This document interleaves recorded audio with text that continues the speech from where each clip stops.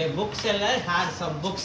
He sells 25% of the books and still has 600 books. How many did he have originally? So அவர்கிட்ட டோட்டலாக 100% book இருக்குப்பா. So 100% எவ்வளோ விற்றுறாரு? 25% sales பண்ணிடுறாரு. So மீதி எவ்வளோ இருக்கும்? 75% புக்கு. எதுக்கு சமம்? 600 புக்குக்கு சமம். அப்போ 100% ஏற்கனவே அவர்கிட்ட எவ்வளோ இருந்திருக்கும்? இதான் கொஸ்டின்ஸ். நம்ம 75% 100% அதிகமாக நம்ம கண்டுபிடிக்க போகிறோம். அப்போ புக்ஸோட எண்ணிக்கை கண்டிப்பாக அதிகமாகும் போது நம்ம மேலே இருக்க குறி பார்க்குறோம். அப்போ ரெண்டு குறியும் ஒரே திசை நோக்கி இருக்கிறதுனால இது பேர் டைரக்ட் வேரியேஷன். ஸோ இந்த டைரக்ட் வேரியேஷன் இருந்தால் 100/75 ஏறினா இன்டூ போட்டு இந்த 600 அப்படியே போட்டுங்க.